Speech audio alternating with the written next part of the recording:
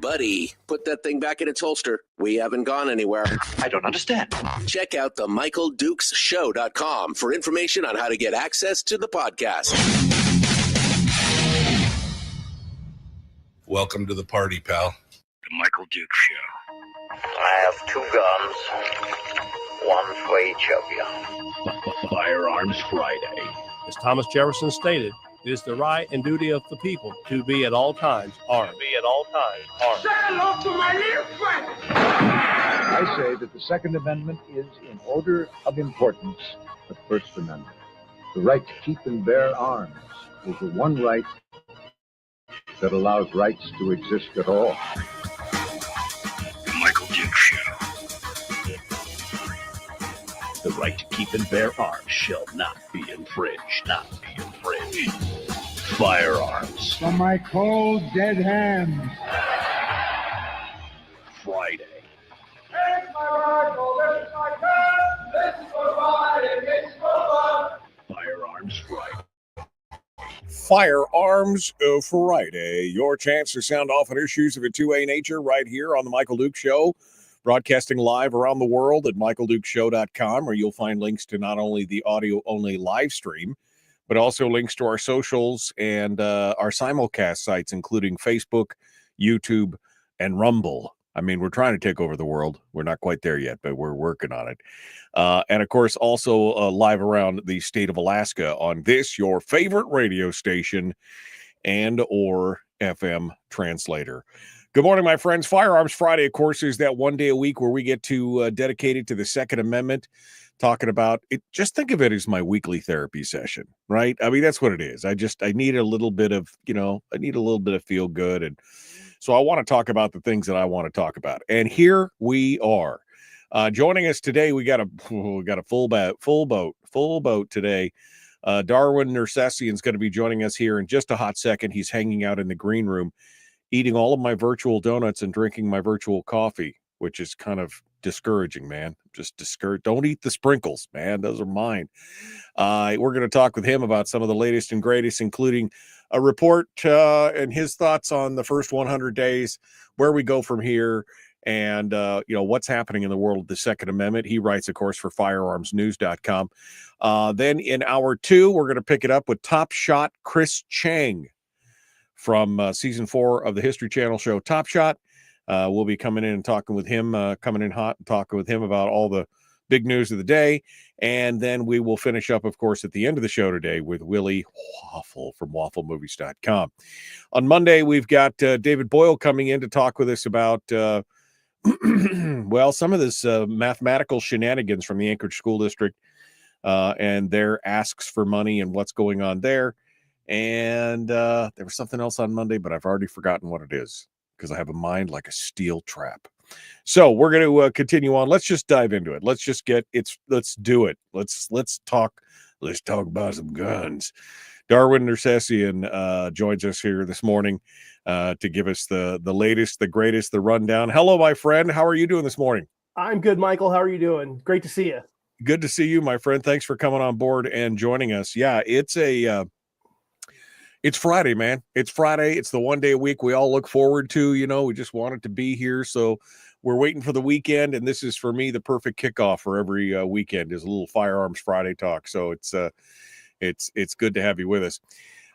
So Darwin, there's been a lot of discussion and contention. I think the last time we talked, we were talking about how early on, when President Trump was running for re-election, I was not skeptical, but I was a little worried based on some of the actions that he'd taken in his first term.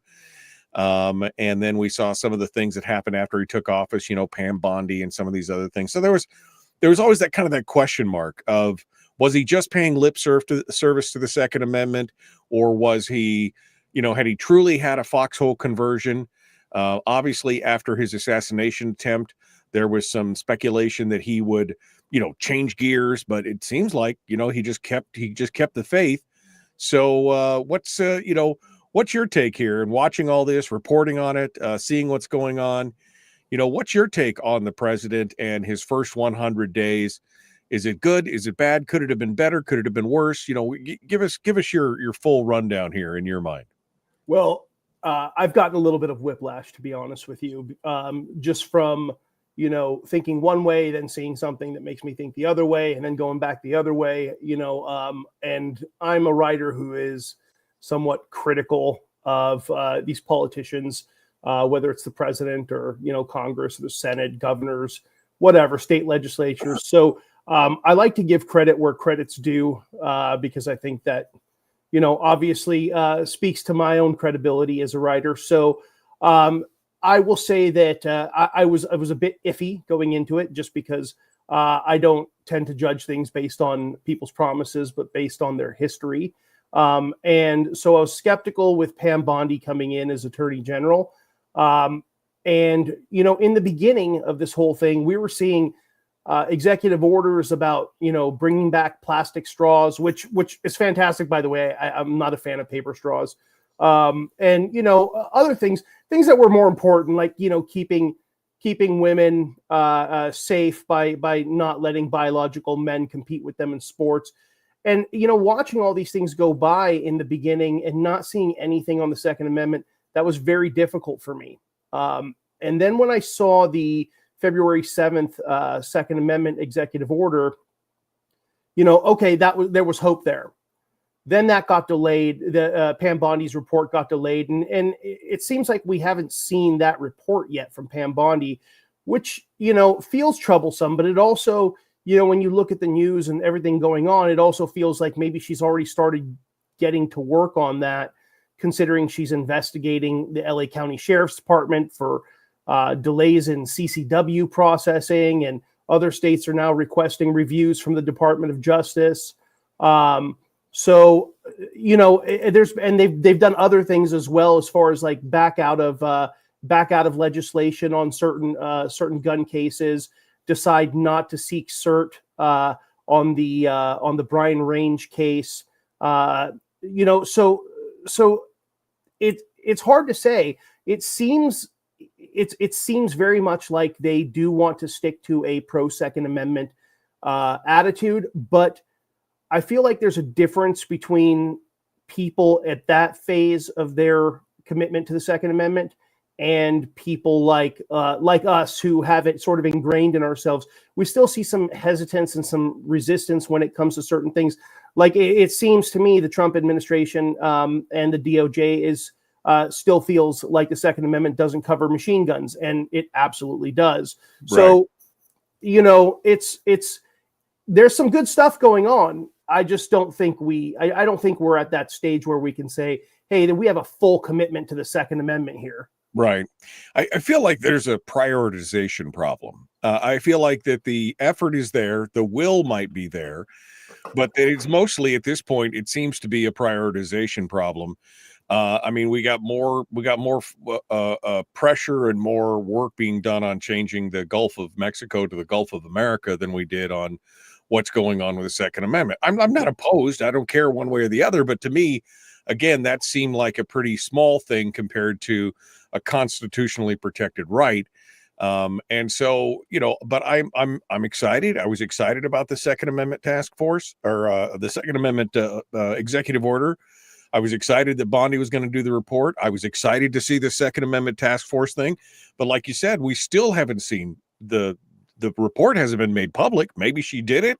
Maybe they're working off of it. Like you said, they've dropped a couple different cases. We just saw that you just wrote about how they had declined to continue on the Centerari case for the Range v. Bondi. And there's several other cases where they have just declined to continue the cases. And so, I see this twinkle of possibility that things will be good. But I just don't know if they're all in, like I said, fully committed at this point. Or again, maybe it's just not that big a priority for them. Yeah. It's hard to say. Like I said, anytime you have actions that conflict with each other, we're going to feel that way. It is as if Pam Bondi, privately released her report to the president, and started working on certain things. The problem is that unless you get into legislation, everything is reversible with a hostile administration. So depending on who takes the reins next, all these issues at the Department of Justice level and at the agency level with the ATF and so on and so forth, they can all be reversed with a simple flick of a pen. There's no legislation there. The big tangible things that make a difference, they really have to be legislated into law by Congress, and the big problems with the Second Amendment right now, and they've been a problem for a while, have been the GCA and the NFA and the Hughes Amendment. Those are some of the biggest bottlenecks to our Second Amendment rights, and there's very little that can be done about those things without getting into Congress. And and if we don't do that soon, we've got we've got midterms that will sneak up on us really quick. And depending on how those go, we got about 15 months, right? I mean, when the clock started, we had 18 months to really get something done before the midterms. Mm-hmm. Now we're down to 14 and a half, 15 months. We've got to get these things codified so that the next administration can't just come in and totally, like you said, talk about whiplash. You get ping pong, brain from watching stuff fly back and forth. Mm-hmm. Yeah. And, it's just, so, I mean, the ATF can say, well, we're not going to pursue certain types of cases, or we're not going to, pursue certain statutes and so on and so on.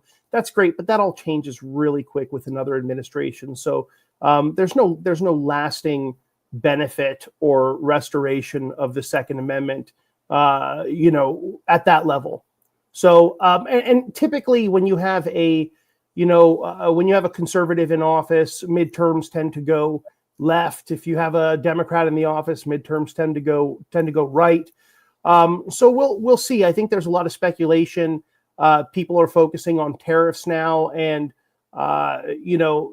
trying to gain traction for the Democratic Party based on initial sort of response to tariffs. And I think that's kind of dangerous. I would like to see a better turnout for conservatives in the midterms, but we'll see how that goes. There are some things though, trade deals going on that may improve that situation. We'll see. Darwin Nercesian is our guest. He writes for firearmsnews.com. And we're talking about kind of the first 100 days, just to recap. Kim in the chat room just said a lot of the president's plate right now, it's only been just over 100 days. Don't take this as a criticism, Kim. We're just doing a little analysis here as to what's going on. I do think that the president, I think that he is standing behind the Second Amendment as made obvious by some of these things like the Bondi and the Justice Department not taking up some of these cases or allowing them to lapse, going into the LA Sheriff's Department and everything else. But again, we've been watching this issue for so long. People like Darwin and I, we just really want to see some movement on some of these things, and so the analysis that we're trying to do is basically saying, where should the next attack be? And I agree with you, Darwin. I think that, a lot of this, we really need to start focusing on the legislative aspect of it for sure. Between the NFA, the GCA, the Hughes Amendment, and other things that have been put on there, the shall not be infringed, and some of the little worrying things, like you said, like treating machine guns, a little bit troubling. And we'll talk about that here in just a second as we get closer or get on the other side of this break. Darwin Nercesian, our guest. We're going to continue the Michael Duke Show, common sense, liberty-based, free-thinking radio. We'll be back with more. Don't go anywhere. Right after this.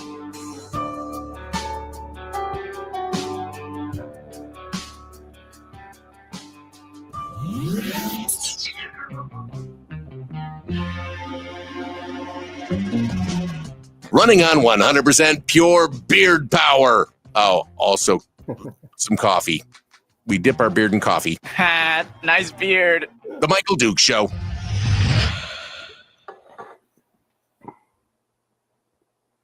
Speaking of beard power, it was funny. I had David Codry on the program, I don't know, it was a week ago, 2 weeks ago. And he sent me a text message afterwards, and he said, yeah, my granddaughter came in the room while I was doing the interview and saw you on the screen, and she said she'd like a puppy for Christmas. So she oh ho ho, I'll give you a puppy. Anyway, I thought that was it was kind of funny. That's great. That's great. Yeah, I used to actually, mine used to be a lot bigger, and my kids used to make jokes that I look like Santa Claus as well. Yeah. Well, you can't cut your beard. That's your strength, baby. Come on. Just I know. I know. Do that. So what's been going on, Darwin? How's things been going? What's happening outside of I mean, you got firearms news, you got all your other stuff. Give us a quick personal Sure. Update here. Well, here's where everyone begins to hate me is, so I live on a very remote ranch, middle of nowhere. I just received my FFL and SOT. So now when manufacturers want to send me firearms to review, they can, I don't have to go through any hassle. They can come directly to me. So I spend my days, kind of going outside now that the weather is really nice, and shooting guns and then writing about it, which is, kind of a dream come true. Yeah, it's kind of a dream come true. I'll take it now. I wish I could have had it like this when I was younger, but so that's a lot of fun. Of course, I get to beat up on politicians and stuff in my political articles for their stupidity. So that's a lot of fun. Overall, personal life is doing great. Shooting guns and hanging out with family. So I can't complain. Not a bad thing at all. Yeah. Frank, I've seen this. Anytime we start talking about things with the president, I see comments like this. And I'm sure you do too, because you talk a lot about the goods and the bads. Yes. Frank says all this critical talk about the president. And to which I say, so? I mean, shouldn't we be critical of our politicians if they're, and I don't think we're being critical. I think we're just doing analysis of how he's been doing so far on a specific issue. Doesn't mean other issues haven't been great. I'm just like, but this is the kind of thing that I see in the chat room or in emails later on. Oh, you were beating up on him because he didn't do. Shouldn't we? And I'm sure you've probably gotten this response before. So what's your response to something like that? That one's really rough for me, and I've just accepted it's going to happen. Really, really great minds become what they are, not just on their own, but by listening to criticism of them, through other qualified, people, or just people in general. And I know that the president and Pam Bondi, I know that they read articles, or they have people who read articles and give them briefs. And I've seen them go from, one stance to another based on, the community's response. So I think that it would be highly irresponsible of us not to engage in the things that we disagree with. Just as it would be irresponsible of us to not give credit where credit's due for things that we do agree with. We signal to the president what we like and what we don't like, and that's got to factor somewhat into his decision-making process. So right. I think we do ourselves a favor when we're both critical and when we're generous with our praise. Right. If all we ever do is praise, then we're just sycophants, and that's it. Well, supporting somebody is not a suicide pact, right? I mean, that's the thing. You shouldn't be like, we're all in no matter what he does or she does. It doesn't matter who they are. It's not a suicide. We, again, call the shots, call the balls, call the strikes, call the fouls, do what you need to do. And like you said, give credit where credit's due. But this is an issue, obviously, it's near and dear to our heart. And so I'm always going to be a little bit more critical on this one than anything else. All right. The ding means we're about to rejoin. Here we go. We're jumping back into it. The Michael Duke Show. No, sorry. I was 3 seconds fast. Now we're going to go.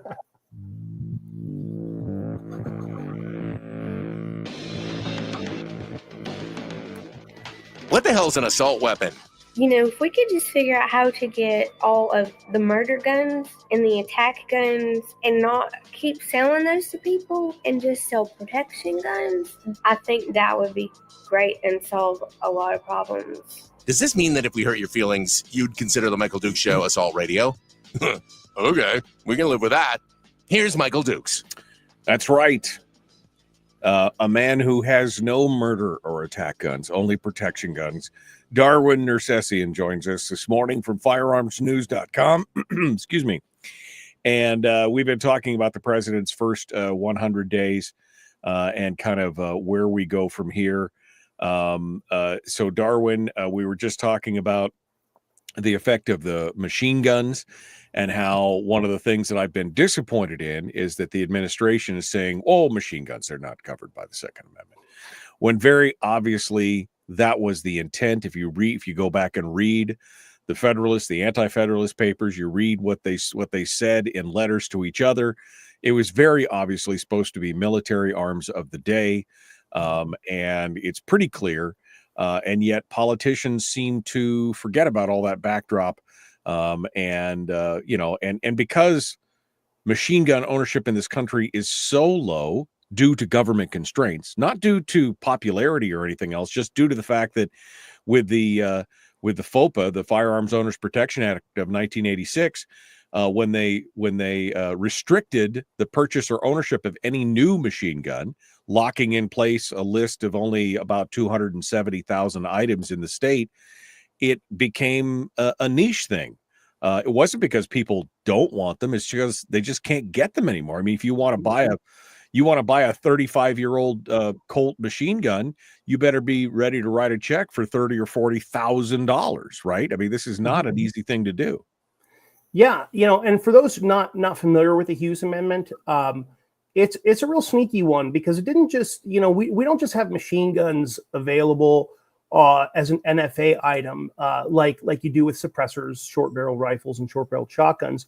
Machine guns had that cutoff at 1986, where any machine gun manufactured after 1986 is just simply off limits. And they like to argue that you can still buy machine guns. Plenty of people own machine guns. We're not infringing on your Second Amendment, but by cutting off the supply at 1986, they've essentially priced people out of machine guns. A $1,200 gun that has a third position selector is no longer a $1,200 gun. Now it's a $25,000 gun.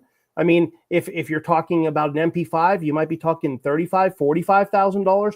So they're infringing on the Second Amendment, obviously, and in this case, essentially through pricing Americans out of their Second Amendment rights. And you either have a Second Amendment or you have something else. And politicians need to commit to saying either we have a Second Amendment or you just don't believe in it and you want this perverted version of the Second Amendment that that they're offering, which is not what the founders meant when they drafted the Constitution. Yeah, no, I mean, I look at this and I go, okay, I mean, I remember back in the day. I remember back in 1985, I was in high school. I was very into guns and firearms then as well, specifically military arms. It was a fascinating topic for me. And so I was following all the trends and everything else.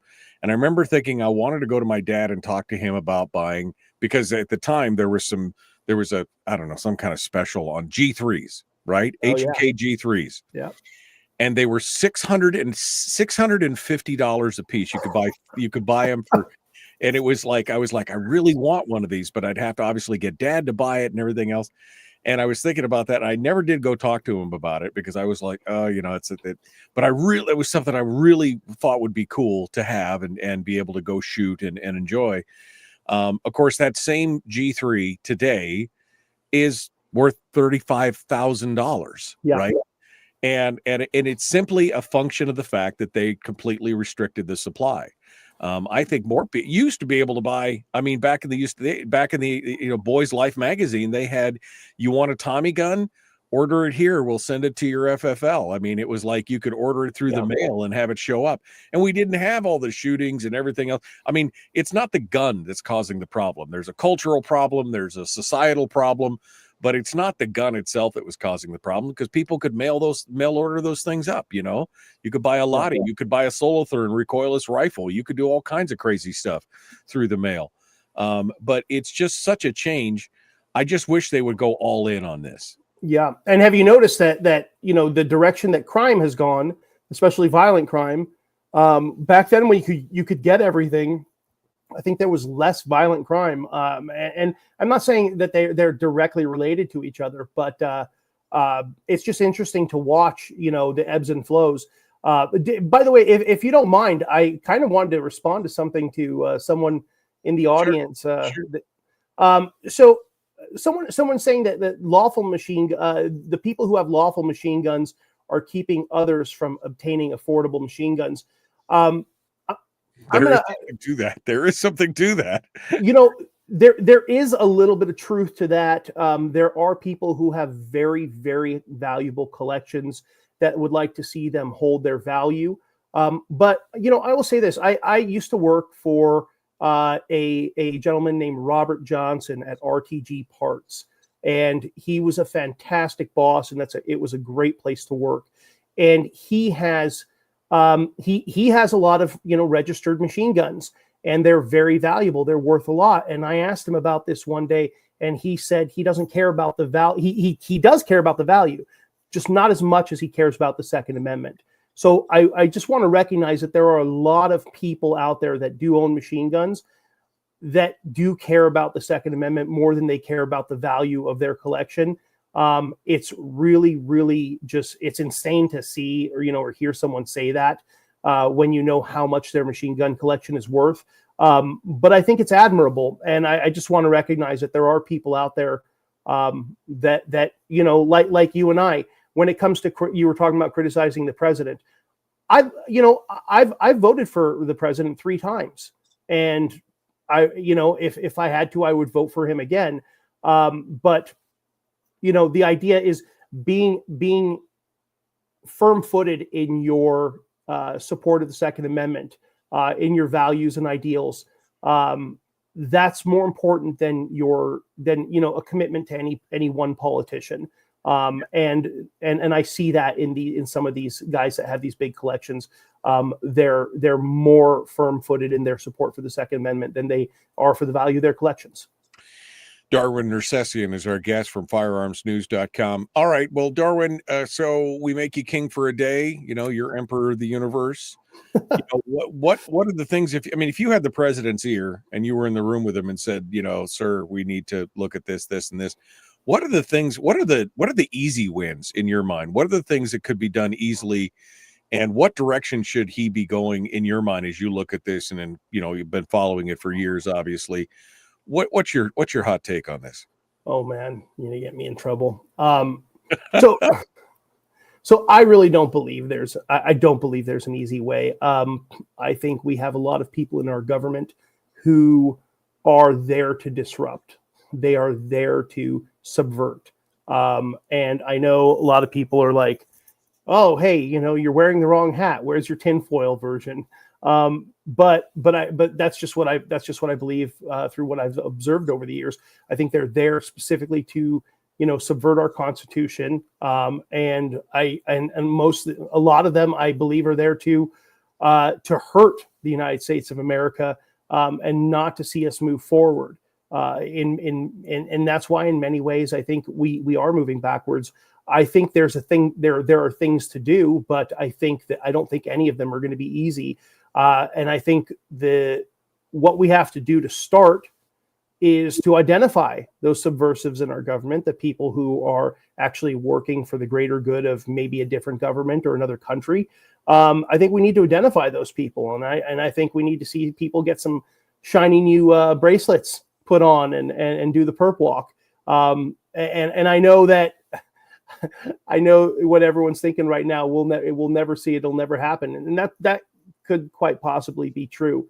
But pick up a history book and read what happens when we get to the, this level of this level of taking sides and polarization. Sorry, I was trying to remember the word polarization. When we get to this level of polarization and nothing gets done about it. So and that's why I think we've gotten here, because there is no easy step that can be taken, at least not that I've seen. I'd be thrilled to hear if you think there are any easy steps we could take. I don't know if there are easy steps. I mean, I don't know. I think some of it may be intentional, especially by some of the power elites. But I believe, and this is something that I've talked about for years on this program, I believe that there's something that I like to call the narrative, right? The narrative is this belief amongst a big chunk of the population that the only way that society can move forward is with the direct benevolent, in air quotes, the direct benevolent intervention of government. We just couldn't do it without government. We need the government to do all those things. And these people aren't necessarily evil. That's just a belief system. They believe that we need that guiding hand of Uncle Sugar to come in and do the right thing. And maybe they just don't trust people to do the right thing. Maybe it's something in their own hearts where they wouldn't do the right thing if they had power. I don't know. But I don't necessarily think it makes a lot of these folks evil, but believing in that, and of course, that whole human need for kind of esprit de corps to belong to something and to do something, they kind of glom onto that and they flock to it. Yeah. And in a lot of cases, that led many of these people to go to work in government, which kind of creates this lopsided momentum on the side of government where you've got people who are supposedly supposed to be working for you, who are really working for their own agenda, which is, of course, to make this benevolent government more powerful. And anybody that stands in opposition to that, meaning free, independent-minded people, rugged individualists who believe in things like freedom and accountability and less government control, they kind of become the enemy. And so they want to find a way to disarm people because they see firearms as the ultimate expression of being able to resist what to them is the ideal. Now, I don't think that makes them evil. Like I guess I've said that 3 or 4 times, but I just want to make that clear. There are people in there, I'm sure, who are doing this for power. I mean, we've talked about in the program how many characteristics that politicians share with sociopaths, right? Mm-hmm. And we know that power corrupts, and absolute power corrupts absolutely. And so I agree that there are probably people in the in the elite class, in the government, in the bureaucracies, who do believe like it. They want to dismantle it for a variety of reasons. But I think the most of it, it's just this kind of momentum of, oh, we have to have the government because we couldn't possibly live without it. And it doesn't help that we've had 3 or 4 generations of schooling that said any problem you have can be solved by government. Yeah. Yeah. Now, by the way, Michael, you just reminded me of something. I do believe that there are certain easy things we can do. They don't fix the Second Amendment, but things that need to be done. Are you familiar with the Matthew Hoover case? I am not. The auto key card case. I know the case. Okay, go ahead. So Matthew Hoover was just, talking about them and I guess, advertising them on his YouTube channel. Not a whole lot different than if you sent me a product and asked me to write about it in an article, right? And so he's talking about this auto key card and writing about it, and it's this, it looks like it's a credit card, and it has like engraved in it like the shape of like an auto sear, and the ATF they went in and they called that card a machine gun. Now they tried to make it work. It won't work in most AR-15s. They tried to cut it out and get their experts to make, but they still prosecuted him, and they prosecuted him basically because they didn't like that he spoke out against the ATF, that he was like, hey, look at this auto key card, cool, advertising it. It wasn't even an effective means of turning your gun into a fully automatic rifle. So but now he's in prison for this. He got completely railroaded. They lied to get him there, and he has cancer. And it's it's cancer. I've had cancer. I survived it, but many people don't.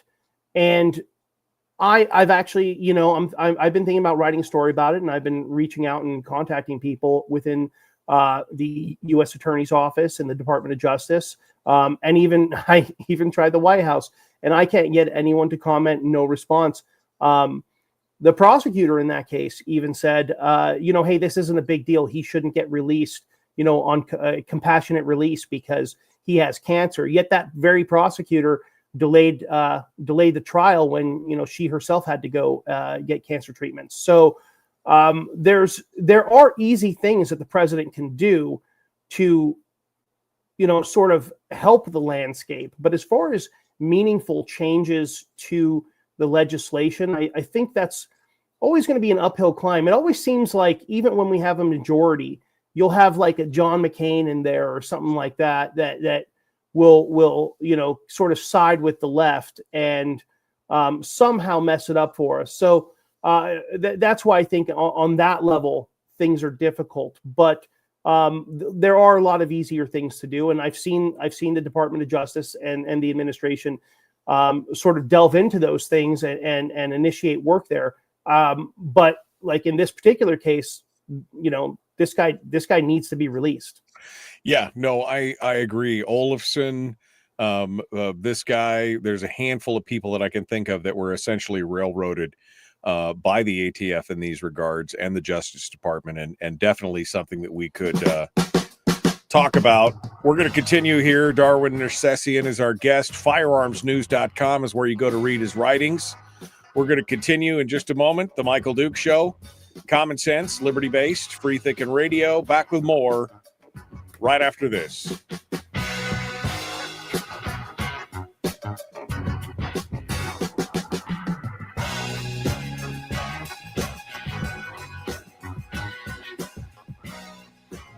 We're broadcasting live through a series of tubes. Allowing all of these entities to provide streaming stuff going on the internet. Well, it's kind of hard to explain. Sorry. Streaming live every weekday morning on Facebook Live and MichaelDukesShow.com. Darwin Nercesian, our guest here. Firearmsnews.com is where you go to find him on that. Yeah, I mean, we could go through story after story of it reminds me of Len Savage. David and I were talking about Len Savage, who was a firearms manufacturer and an advocate. And some of the stories that he told, he was the one that got the ATF to declare that a piece of string was a machine gun. Yeah.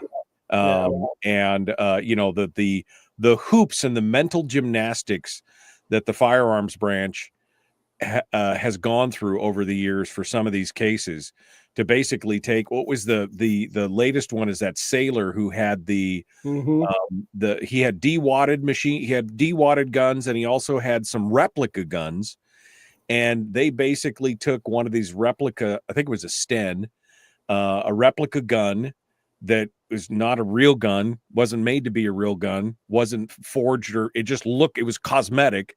Yep. And they spent hundreds of hours to try and get this thing to actually fire. And they eventually did. And I guess it broke it because it's not a forged piece of, right. It's not made to be a gun. And yet that's the basis on what they prosecuted him on, where they spent hundreds of hours to get this thing to fire one time. And then they're like, see, it's a machine gun. And that's criminal. Yeah, it is criminal.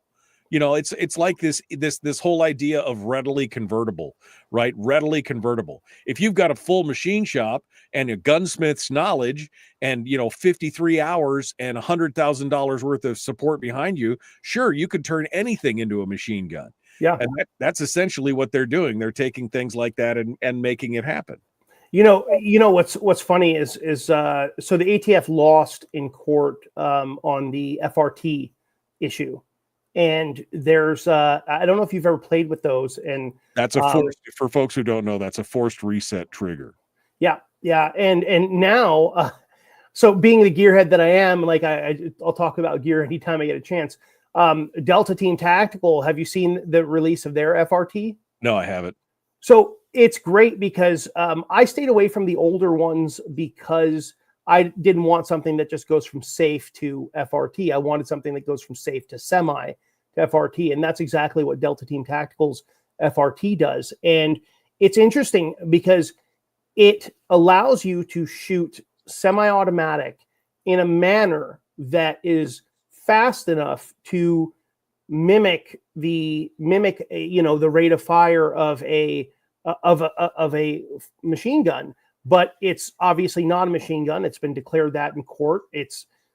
Technically, physically, it is absolutely 100% not a machine gun, but it will allow you to fire your rifle semi-automatic in a manner that replicates the rate of fire. So I'm not even sure, based on this technology, if people can't go out and have these things and have a good time.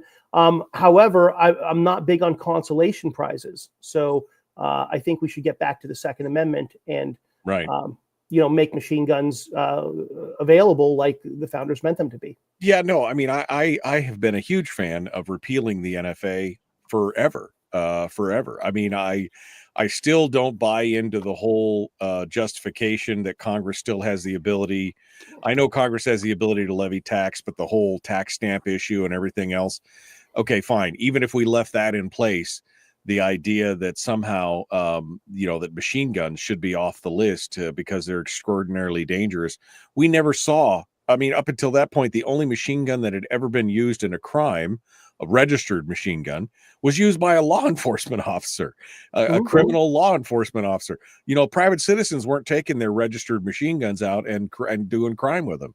And again, it kind of goes back to the gun community is pretty law-abiding overall. I mean, we talk about the rate at which crimes are committed.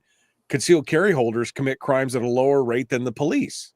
Right? Than police officers. So it just seems really sad that this is where we are. But again, part of this is an ethos. Part of this is cultural. Part of this is the entertainment industry and the elites, pushing that narrative in your movies and your television and your talking heads. And so people who don't know, people who aren't gun people, they don't know, they buy into it. Yeah. Yeah. The interesting thing about, I have a solution on this machine gun thing or on the entire NFA thing, by the way. Do we have enough time? We only got 30 seconds here, so we'll bring that back on the other side. But okay. Let's all right. I'd love to share it because it's absolutely insane and people will but it would work. They'll lose their minds. I love it. Yeah, they'll lose their minds because I do like to troll the left. Yeah. But that's my favorite. My favorite thing is to troll people on, I don't call it trolling. I call it making people think. That's what I like to do. That's exactly what my solution does. It makes people think. Yeah. Let's make people think. So we're going to talk about that again. If you don't have Darwin on your must read list, you need to go put him on it right now. Firearmsnews.com. You writing for any place else right now or just Firearms News? I am. I write for the Firearm blog. I write for the Truth About Guns, Firearms News Magazine, and also GunMade. Okay, here we go.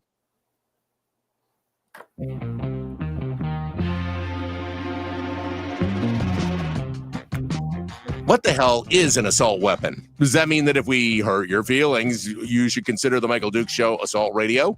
Okay, we can accept that. Here's Michael Dukes. Kind of a but somewhat funny. What? I'm a perfect angel. I have no idea what you're talking about. Firearms Friday continues. Darwin Nercesian is our guest. He writes for firearmsnews.com. Also, he just reminded us, Truth About Guns, Firearms blog, and many, many more outlets. Darwin, we were just talking about, I want to talk about Bruin a little bit, but we were just talking about the NFA and the Hughes Amendment and all these other kind of crazy things. And you said, I have a solution. And I'm like, whoa, wait a second. So you have a solution for the NFA problem, the National Firearms Act problem. And I'm all ears, baby. I want to hear, what is your solution to because I believe that the NFA should be repealed. I believe that the FOPA should be repealed, the Hughes Amendment specifically, and even the GCA. I believe all three of those should be repealed because they are all infringements on our right to keep and bear arms. But you've got a solution specifically. The NFA now is almost 100 years old. We're 90, what are we, 90, or we're 91 years into the NFA. So what's your solution for reversing that? So my solution will definitely cause more problems than it will solve. but in a good way, I think. So my solution is why don't states like, conservative states, we can come up with speech that we find offensive, or that we think is dangerous. And we don't have to ban that speech, but we could make you apply for the right to say it. Right. And maybe even, charge you a $200 tax stamp, whether, every time you want to talk about it. How would you feel? Will what they've done to the Second Amendment, will it pass the test if you apply that to the First Amendment?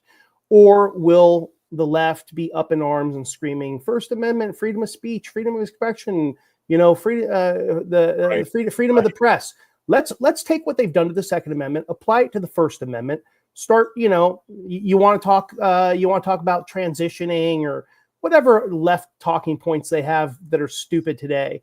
And let's tax them. Let's make you apply for them. Let's make you wait for approval. Let's do that. And obviously we can do that at the state level, because I don't think the federal government would do that. But you'd have to find a state that really wanted to troll the left. I feel like Texas would be a great place to do something like that. I know it's crazy, and I believe in the First Amendment. Absolutely. I don't want to do this, but it just seems like a test, like if this fails the First Amendment test, then it's absolutely unconstitutional for the second. You're talking about what I call on this program the substitution game. If they offer anything that they want to do about guns, I say, okay, let's just substitute it for the First Amendment. Yeah. So if before you got on Facebook, before you ever signed up for your Facebook account, you had to go through a background check. You had to get fingerprinted. You had to get your photo taken. You had to wait a period of time, and you had to pay a huge fee before you go out there. Oh, and there's a regulatory body that comes back around and checks on you every now and then to make sure that what you're saying is within what they consider to be their standard norms, which change all the time.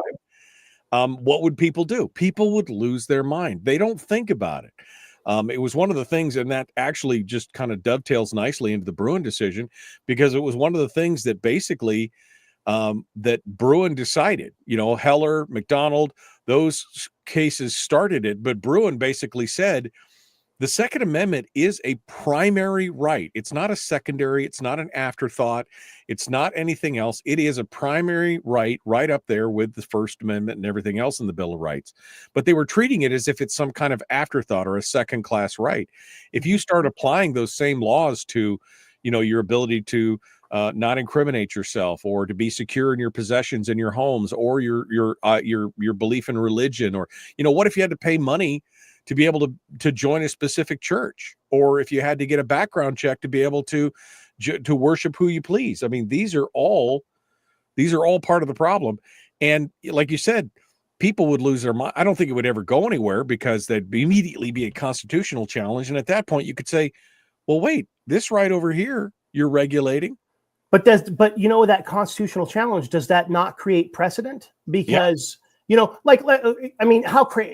want to live in a world where you can be sitting at a coffee shop, let's say, talking about something I completely disagree with, like men playing in women's sports. And all of a sudden someone comes up to you and says, hey, were you talking about, men playing in women's sports? Yeah, that's exactly what I was talking about. Oh, okay. Well, do you have a tax stamp for that? No, I don't. Oh, you're under arrest. Like, obviously no one wants to live in that world, but like, let's do it. Let's do it just for fun. Forget it. Let's do it just for fun. And watch, let the lawsuits fly. And then when they go into court and say, hey, listen, you cannot do this to a constitutional right. And we go, ding, ding, ding. And I don't know, does that create enough precedent to go back to the Second Amendment and say, hey, if it wasn't okay here, it's not okay here. Let's try it out. Is there a governor out there that right. or a state legislature that wants to get down? Let's do it. I think the last time we were together, we talked about it. You know, we're on the winning. We've got some winning momentum on the side of the Second Amendment. We're nowhere near clear of the battlefield for sure. We are taking some gains. We are taking some wins. You know, do we consolidate and hunker down and stop where we are? Do we keep pushing? You know, Bruin was a huge deal, yet we still see states basically giving the finger to the Supreme Court in a lot of these Bruin decision things with safe spaces and other things. What's you know, do you think that we're pulling ahead? Is Bruin going to be the ultimate thing? You know, is it, you know, what's Vanderstock's going to be in it? You know, Snopes. What's happening with some of these other cases? Where do you think we're going? So, I wrote some very abrasive stuff recently about Supreme Court justices, and I mean, I might have even talked about how they've got the spine of someone who watches someone else make it with their wife. But like, yeah, I said that in an article. Look, I say stuff, and it is what it is. But no, I mean, the Supreme Court has been very disappointing, in my opinion. You know, the Bruin decision was great. However, they don't seem to be, you know, taking issue with these states, you know, flipping them the bird and, you know, enacting new laws that, you know, they're basically retaliatory laws, retaliating against the Bruin decision. And the Supreme Court's doing nothing about it. They're not taking up the cases. You know, we're still waiting for them on Snopes. We're still waiting for them on Ocean State Tactical. You know, those are still in conference, you know, every Monday, you know, checking the board and, you know, seeing the can keeps getting kicked down the road. I don't know. Personally, I don't really have a lot of faith in the Supreme Court. I have a lot more faith in, you know, certain justices like obviously Clarence Thomas, but, you know, Amy Coney Barrett has been a bit of a disappointment. You know, Kavanaugh's been not so much, but he's still been a disappointment. And, you know, that last decision, and I'm forgetting the case, Gorsuch just completely went in a direction that I thought I would have never guessed from the beginning. I thought he was more of a constitutional originalist. And now I'm thinking the only really originalist on there is Clarence Thomas. And maybe trailing just a little bit behind him is Justice Alito, but I don't see any originalists other than that. Yeah, no, it's definitely been disappointing. We had hoped that Amy Coney Barrett would be a little bit more of a strict constitutionalist and originalist, and yet it seems like Thomas is the only one that's railing against the system at this point. Even Alito has kind of vacillated back and forth. Yeah, I hope something could come of this, but I don't know. I mean, I am glad for Bruin. It's been a huge boon for us, but we'll have to see. All right, Darwin Nercesian, firearmsnews.com, The Truth About Guns, Firearms blog. You'll find them all those places. Thanks for coming in. Folks, hour 2 is dead ahead. Thanks, Michael. Great to see you. Sorry about that, man. I was like right up against it. I wanted to do it. So I wanted to give you a final bite at the apple, just in case there's something else that we didn't cover today that you wanted to hit on. This is your chance to take control of the show. I'm terrified now. Take control of the show and you know, give us your final thoughts on any firearms topic that we may not have hit on, or we did, or whatever. You know, mostly I just want to encourage people to get out there and, you know, exercise your rights. You know, carry a gun legally where and if you can. You know, shooting's a lot of fun. I obviously I probably shoot a little bit more often than most. But you know, just go out there and have fun and educate others on you know, on sporting and hunting and just shooting targets. See, I'm not worried about politicians. There's a very few handful of. In fact, if you sent all the anti-gun politicians over to my house right now to start a fight, I don't think it would go well for them. The problem is that we have a big section of the public that they're like sheep and they've been manipulated by these people for years. Right. So, you know, maybe there's definitely going to be people out there who you can never convince. They're way too embedded in their being a sycophant for these people. But the others, get them out to a range, to take them out there, show them how fun it is, how inclusive it can be, how you get to the range and there's a lot of guys. Like if you ever catch me at a range, I shoot on property now, but if you ever catch me at a public range, like I'm always trying to help somebody with their setup, help somebody with their gun, answer any questions I can. So, do stuff like that, because at the end of the day, it's not these people will only suggest things and push things, but it's the public who really has the power. I think that's the point that I want to bring up, and I think we need to get more people on our side, and I think that is going on right now. And I'd like to see it keep moving forward. Yeah, no, I think, the thing is, this show was actually, that's why I started this show, was to try and demystify the firearm, to try and counteract a lot of the things that we saw in the news media, the entertainment. Some of the most popular shows like Law and Order always treated gun owners like they were knuckle dragging troglodytes, and of course all these police procedurals that show the police breaking the law in every episode, and it's all okay. And, it is a form of brainwashing in a lot of ways. And so we're here to try and change that. And I think if you want to convert people, and this show is not for gun people, this show is for people who are in the middle, who are gun curious, that I like to call them. You're gun curious. Those are the people that we want to reach. And you could do more by taking your friends, your non-gun friends, to the range than almost anything else. Take them to the range, show them how fun it is, show how easy it is, show them how scary it's not. It's an easy thing to do. Also, start them off with something like super friendly. Start them off with like a suppressed 22. Like I have a bolt action 22 with a suppressor on it. Like the loudest thing you'll ever hear when you fire that thing is the click of the trigger.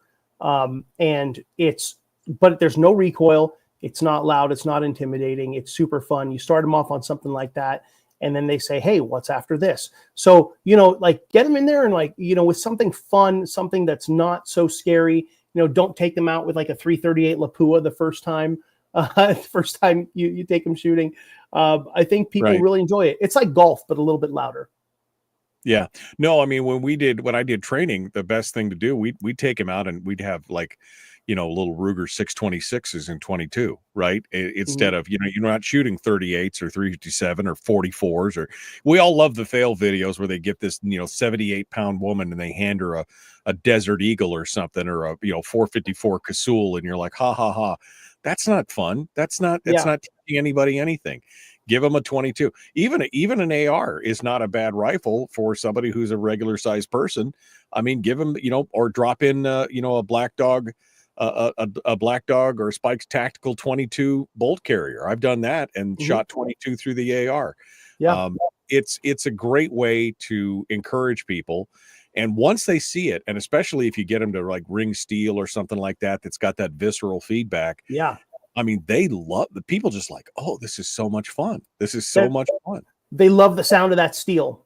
Yeah. You know what my fiance's favorite gun to shoot of mine is the suppressed Sig Rattler 300 Blackout. She's like, oh, like I'm shooting a really nice rifle cartridge, but it's not loud. It's not intimidating. She really likes that. Yeah, no, exactly. Yeah, you start shooting some of these rifles, especially if you're shooting them suppressed at steel. There's just nothing more than the ting, ting. It's addicting, right? It is addicting. So, go out there, engage some people, bring them in, take them to the range, make some converts. That's what we need to do. So. Yeah. All right. Well, Darwin, keep up the good work, my friend. I appreciate you coming back on the program. It's always fun to talk with you. And you're a bit of a bomb thrower, which I dig. I just want to say that. I just want to tell you, this is me on good behavior, by the way. I could be a much bigger bomb thrower. Oh, I know. I just the whole fact that you were basically telling people that the Supreme Court justices were all cucks was like, oh, okay. It was. Yeah. When I explained that in the article, I did say something along the lines of I think we have a word for that, and I didn't say cuck because I was like, well, like I always give my editors high blood pressure because I say messed up stuff. and I can be abrasive. So I didn't say cuck, but like now I'm saying it because you said it, and I know I can say it. That's right. But anytime you want, like if next time I see you, you want me to get real super abrasive, I'm happy to do it. I just want to protect the show. Well, we're on the internet right now. We're not on radio. So I wouldn't say that on radio, but I'll say it here because people need to know sometimes. All right. Sounds good. Darwin Nercesian, thank you, my friend. Good to talk with you. We'll see you again soon. Thank you. All right, folks. That's it for hour one. We're about to jump back into it. Chris Cheng, Top Shot champion, joining us here in just a moment. Back with more after this.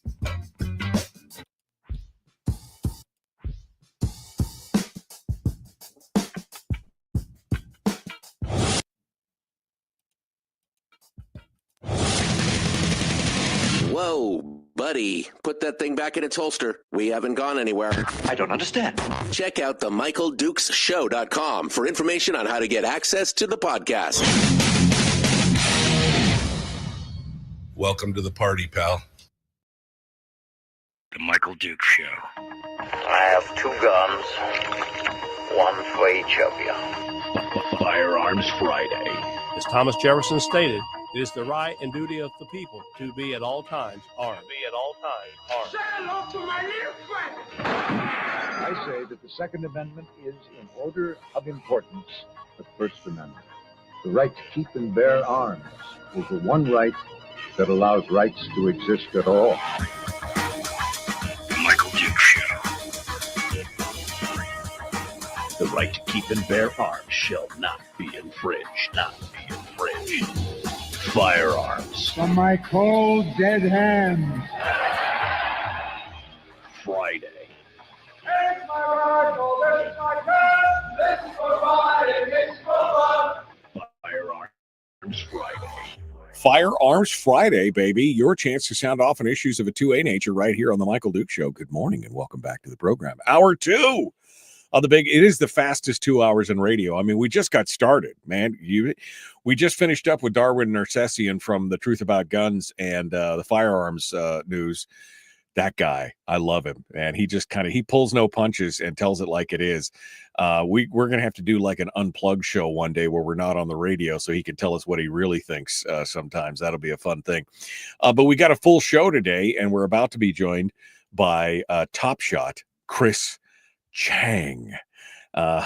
Jeff in the chat room just said, by the way, Chris owes us an extra segment for blowing us off for Captain Kirk. Chris had to beg off last month or a month before because he was going over to see William Shatner.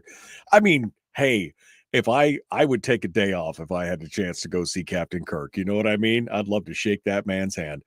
Anyway, Chris Cheng is in the chat room again, eating all my virtual donuts and drinking my virtual coffee. As long as there's a sprinkle, I'm okay when it's all said and done. We got Willie Waffle coming up at the end of the show as well, but let's just do this. We're not gonna waste any more time. Let's get to it. Let's get the ball rolling and bring TopShot Chris Cheng to the podium. He's joining us right now. Hello, my friend. How are you doing? I am doing wonderful, and good morning to you and your listeners. Good morning, brother. It's good to see you. You get a happy smile every time I look down and see you in the green room, and you got this happy smile on your face, and I'm just like, man, there's a guy that I could get behind. I like that. Well, believe it or not, I actually think a lot of your jokes are funny, so I am authentically laughing. Man, don't tell my wife. She's like, you're not funny. Okay, all right. I'm sorry, honey. I'm sorry.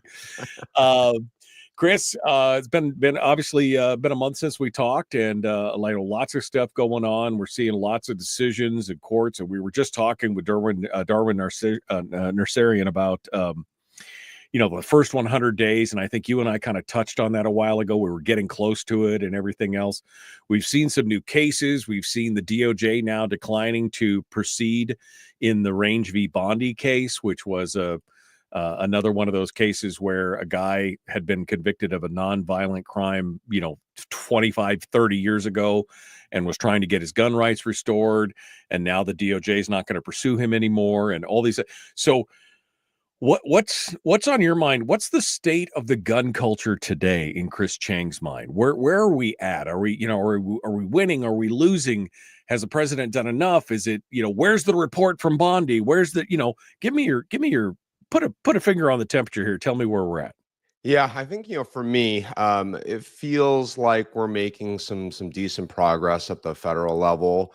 And I think these next 4 years in particular I mean, I'm hoping that we finally see some decisions on assault weapons, assault weapons bans, and magazine capacity restrictions. That would be really, really excellent if that happens. At the state level, though, I think we're not really winning. I think there's a number of states that are still pushing gun control initiatives through, and that is another layer of the fight right at the state level. So there's I would say overall, it's a good time to be a Second Amendment advocate. Don't get me wrong. I mean, this is quite a good time, and I think this is all about setting expectations, right? And that many of us in the Second Amendment community are looking for full-throated wins here, and so we want that. But maybe they're not happening as quickly as we want them to. The Concealed Carry Reciprocity Act, right, to make national, concealed carry permits reciprocal across the country. We're seeing some movement there, but we'll see what happens with that, as well as the Hush Act, which would basically make suppressors more legal for Americans. And but I guess I reflect on my experience yesterday, where no, this is a great thing. Every month I come on the show and we often talk about just the value of taking a new shooter out to the range. Right. A week ago, this fraternity brother of mine was saying to me, "Hey, Chris, like, I would love to go shooting. I've never shot a gun." And normally or sometimes, right, your friends say that to you, like, "Oh, well, let's schedule a time and go." And then the scheduling never happens, right? And you just don't go to the range. And so I immediately said, okay, well, let's open up our phones and let's schedule a time. And that time was yesterday. We went to this range in Santa Clara and rented 9 different pistols. And it was great. Taught him the fundamentals of safe handling and marksmanship. And he loved it. He loved it. He thought he was going to go in loving the M18, which is the military version of the SIG P320, which we should talk about that in a little bit. But he ended up really actually liking the Glock 17, which, for millions of people around the world, myself included, Glocks are wonderful guns. I did not steer him in any specific direction. I basically said, here are all these different brands, makes and models, and here are pros and cons. And he was asking great questions. His pistol is going to be for home defense. Right. So he was asking should I get a pistol with an external safety or not? And I said, well, right, here are the pros and cons of external safeties. I generally do not have external safeties on my home defense guns. But again, that's a personal decision, right, that every gun owner has to make. But yeah, I brought a new person, right, a new shooter. Feels good. Fold. He's all about it. It was not hard, and it was very fun for me. And we had Mexican food and beers and margaritas afterward for dinner. So yeah, it was a great day.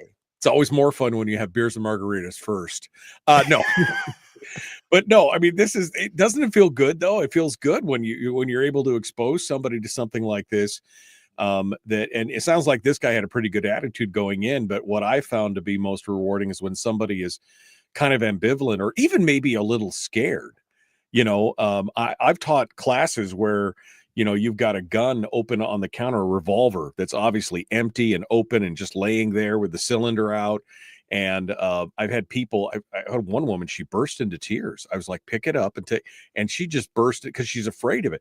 But you get those people and you train them and you get to the point where they can pick it up and they get a big smile on your face and you just feel like this sense of accomplishment that you've overcome all the propaganda, you've overcome all the programming, you've overcome all this cultural bias and this fear that's been instilled out there by people that it feels so good to overcome that. It just feels so good. Yeah, and even though my friend was pretty determined to already purchase a gun, but right, he had not shot one before, and yeah, he did have a little fear and hesitation. But the one thing that I told him that really, he told me that that really makes sense and made him feel better about the whole thing, which is, a firearm is like a tool, right? It is a dangerous tool, but like any dangerous tool, once you learn how to safely handle it, like a chainsaw or a nail gun or any other tool, you'll be totally fine. And then when he heard me say the firearm is like any other tool, he said, "Oh, well, yeah, that makes a lot of sense." And I don't need to worry about,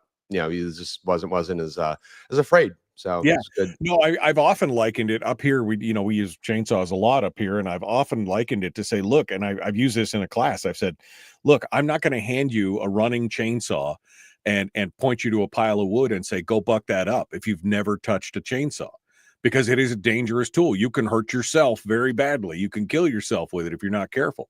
I said, just like that, I'm not going to hand you a skill saw and tell you to be precise and do all these other things. These are just tools. That's all they are. And once people get over this fear, and this is why I started this show, because I get so pissed off watching these mindless television shows, which are super popular, right? Super popular shows where they treat the gun owner that's portrayed in the show as if there's some kind of again, drooling idiot or knuckle dragging troglodyte is my favorite term for it, and they're just so stupid. They should just rely on the police, or they should just do this, and they treat them like they're idiots instead of what most gun owners are, which are responsible. They've gotten training. They've been trained by parents or fathers or mothers, or they've gone to do some professional training. They know what they're doing. And that's why I started this, and to be able to take people like that and convert them from the fearfulness and the ignorance. Ignorance is curable, right? Stupidity is forever. Ignorance is curable. And that is just so rewarding in that regard. And that's what we need to be doing more than anything else, is just converting people, not necessarily through our words or through argument, but say, hey, come down to the range with me. Let's check this out. I'll tell you all about it. Yeah, I very much agree. You also did forget one adjective about describing, the average gunner, which is probably like better on the good-looking side of things. The good-looking side.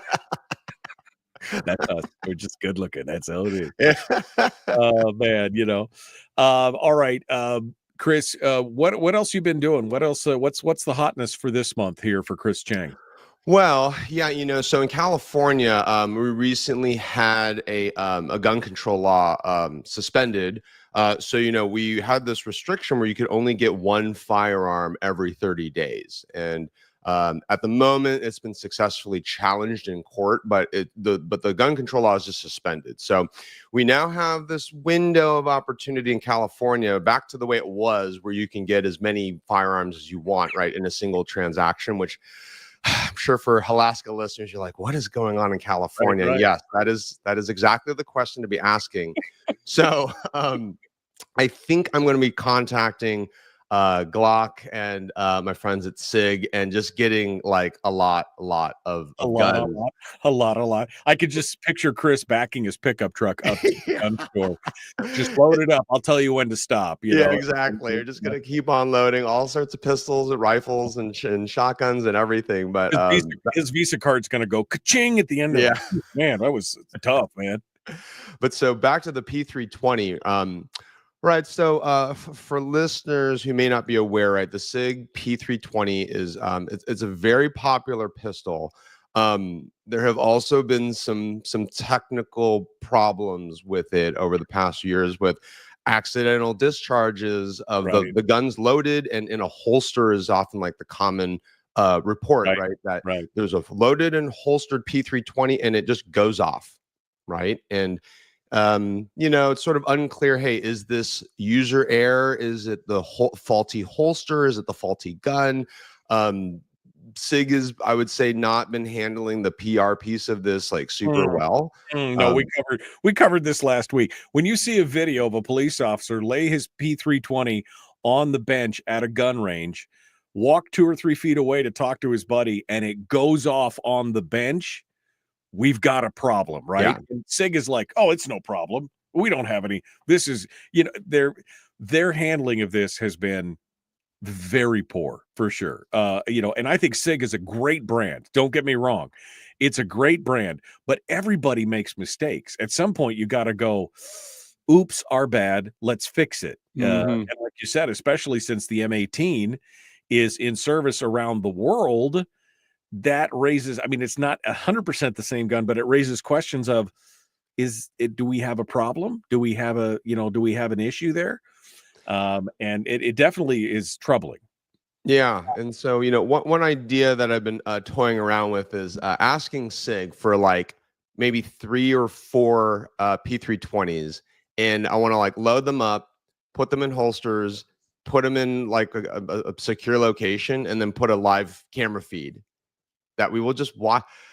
We will just watch these guns, and so here's the other problem I feel like is. Once we see some of these faulty P320s, we talked about this last month, right? It's like there's no after action report, right? There's no one that like has gone in and like analyzed, like taken the gun down, looked at the internals, and like I've not heard anybody say, oh, it is a faulty sear, it's a spring that whatever like broke loose or something. But like I feel like we have a role to, if SIG won't take the lead and find out what's wrong with their guns, I feel like we can we're smart enough, right? We're smart enough and good looking enough, gosh darn it, that we can identify what might be wrong with these P320s. So if I can get some and if they accidentally discharge, then me or I can obviously tap into some of our firearms industry friends to look into some of these P320. So anyway, yeah, the saga continues. I'm interested. Anthony in the chat room said, oh yeah, dude, Grand Thumb on YouTube posted yesterday, and Grand Thumb, for those of you who don't know, it's a huge YouTube channel for guns. He said he had a video coming out where they actually had a P320 discharge in the holster on camera. There we go. And we've seen this several times. Like I said, there's the video of the police range. There's another video that was going around Facebook here a couple of weeks ago of somebody at a professional range where they were obviously all just standing there and the guy's gun goes off in his holster. He didn't have his hand near it or anything. So yeah, it's an issue. And I think, SIG has really got to grab the bull by the horns on this. They really do, to get it done. All right. We're going to take a quick break. Chris Cheng is our guest. We're going to continue with him here. The Michael Duke Show, common sense, liberty-based, free thinking radio. We will return with more. Chris Cheng, Top Shot champion. Find him at TopShotChris.com. Back with more right after this.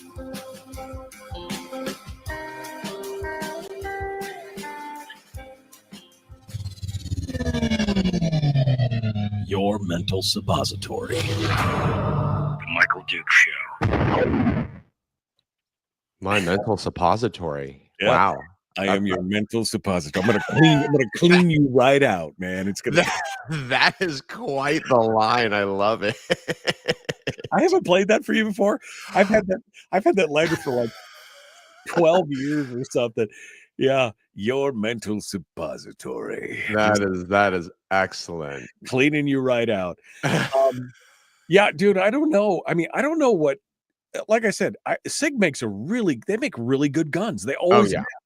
And I don't know who's in charge over there of the response on this. I don't know if it's lawyers. I don't know what's going on, but at some point, somebody at the top of the company's got to grab somebody by the shirt collar and say, dude, we got to get a handle on this. I mean, we can't, admit there's a problem. I mean, nobody's been killed yet or injured that I'm aware of as of now, but it's only a matter of time if this thing goes on before somebody does get, shot in the leg or the foot or something if it goes off in the holster. I mean, get a grip on it now. If it needs to be a recall, do it. Get it done. You're damaging, 50 years of good reputation with a few months of basically telling people it's not our fault, it's your fault, kind of thing. And I'm really simplifying what their response was, but their response was basically, "Oh, it's just a bunch of anti-2A people who are perpetrating these lies about us," kind of thing. Yeah, it was crazy. Yeah, it just felt like a strange, almost gaslighting experience, right? Yeah. It's like No, the gun did not accidentally go off. It's like, wait a minute. Yeah. This was not the gun that you were seeing go off. This was somebody else's gun that was seeing go off. Pay no attention to the gun behind the curtain. I mean, that was, it did. It felt like that. Like you said, I think gaslighting is the perfect adjective to use on that. And it's just frustrating, especially for a company that has done such good work over the years. Again, supplies our military with a lot of hardware. We need to have this put to bed and settled, and it's not going to be until they embrace it and figure it out. Yeah. And so I want to talk to my friends at SIG and try and, I don't know, do my part and kind of like help put this to bed one way or another. And it's like, you know what it reminds me of? It reminds me of remember Ruger, the safety bar issue with Rugers back in the day, or was it Smith and Wesson? It was I don't remember. I think it may have been Smith and Wesson, but they had the revolvers that were going off, and it was because they didn't have the proper safety. There's something wrong with the safety bar in the revolvers and everything else. I remember I can't remember the brand either, but yeah, I remember the issue. It was a Smith and Wesson or Ruger, but that was a big deal. They had to recall, and they had to have a ton of guns sent in, and they obviously survived. Right? They survived it. I mean, it's obviously going to be expensive. You're going to have to send in 1 million guns or something. You're going to have to pay the freight. You're going to have to do whatever, but it's doable. It's you can live through it. It's survivable. Yeah. Just grip on and do it. It's like taking a page from the food industry or the I remember Tylenol, right? It was Tylenol back in the 80s. They had that issue where some guy, right, was injecting poison or something into bottles of Tylenol. Yeah. Something in Tylenol like recalled like every single bottle like around the country, and they didn't have to, right? It was like it felt like it was a isolated, right, crazy guy, but I mean that's doing the right thing, right? It's recalling all of your faulty or potentially faulty products. Like you see this happen with baby food, right? There's been like lead, like lead levels in baby food in these companies, right? They're just recalling all the baby food. Right. It's the cost of doing business. You got to do what you got to do. And then, of course, somebody will bring up, well, car manufacturers, they do the calculus as to how many people would die versus what it would cost. Yeah, but we're talking about something totally different because car manufacturers, they have those recalls where they do that, but those brands are solid. This is damaging the brand. I would just say that, in my opinion, and this is me reading the room and all the reports and everything else. This is damaging their brand, and they need to do something about it. Yeah, I mean, my buddy and I were talking about this yesterday. He thought he was going to get an M18, right? And he shot the M18 pretty well. But after discussing, hey, like some of these problems with the platform, like, this might be his only pistol, right? He's planning to buy one. Right. Said, well, like, this is just a risk. You have to ask yourself, am I willing to assume this level of risk? I mean, the chances of his P320 or M18 being faulty is probably low. Hold on. Let's get back to it. For you.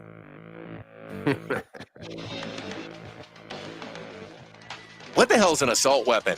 If we could just figure out how to get all of the murder guns and the attack guns and not keep selling those to people and just sell protection guns, I think that would be great and solve a lot of problems. Does this mean that if we hurt your feelings, you'd consider the Michael Dukes Show assault radio?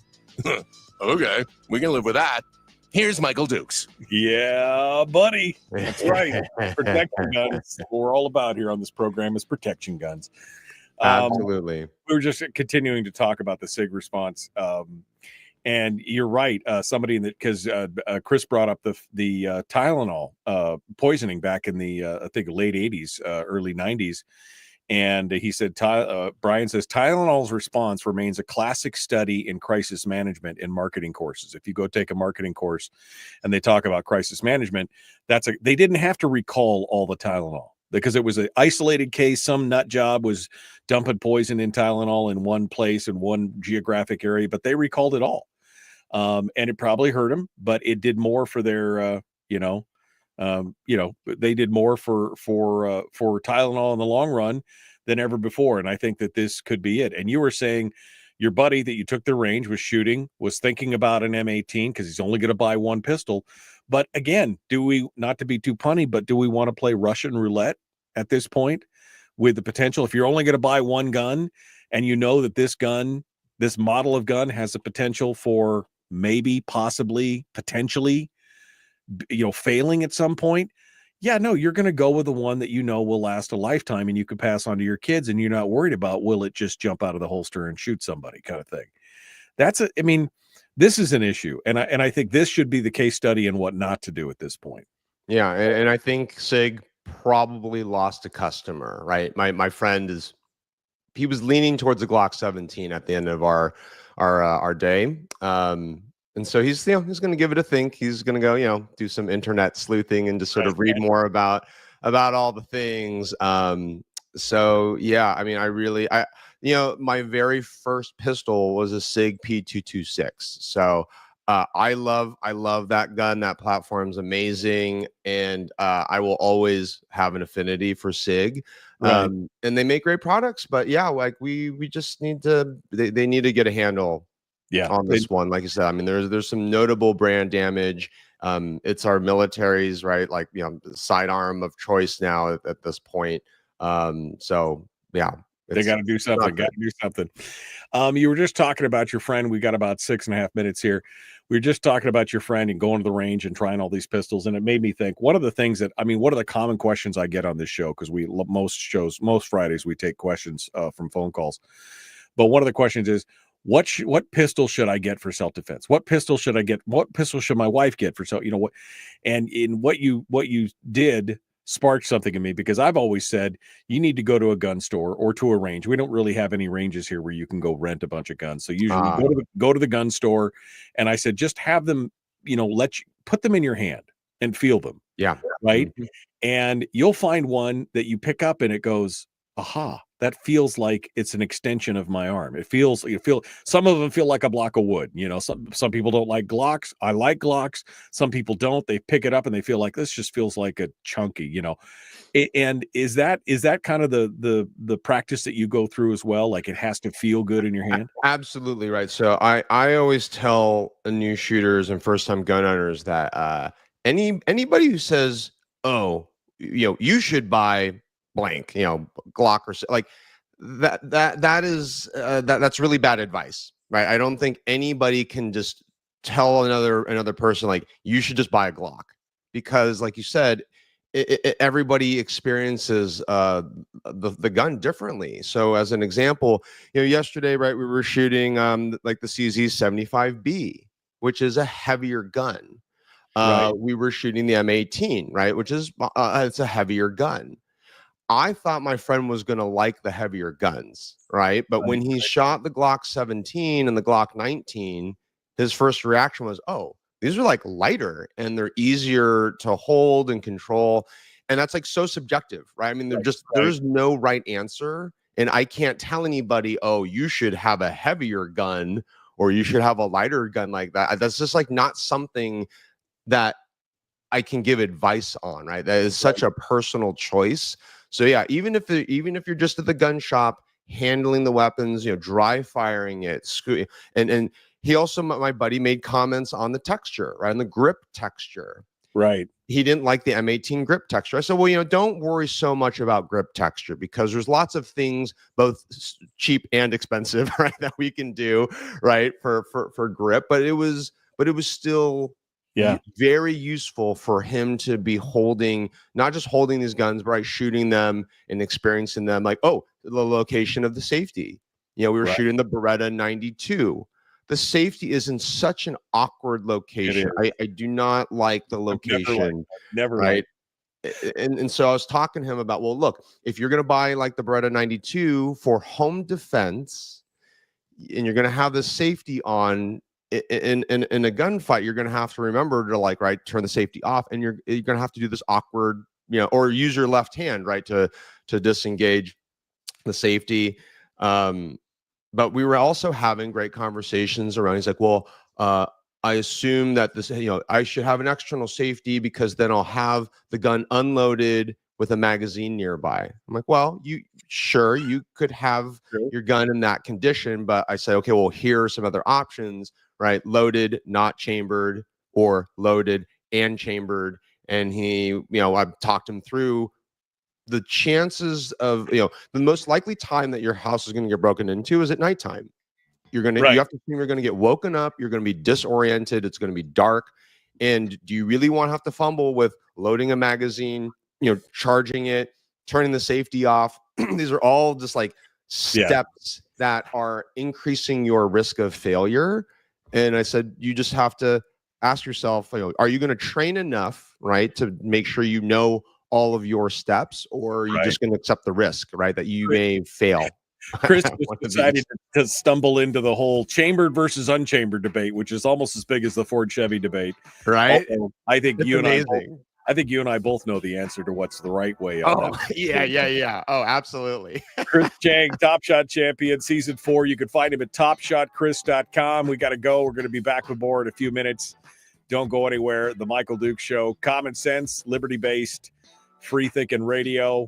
Actually, we got another second here. I'm going to make a comment.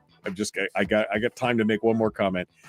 That debate has been raised by more movies and television shows than anything else you can ever see. This whole thing of, do you have one chambered or not?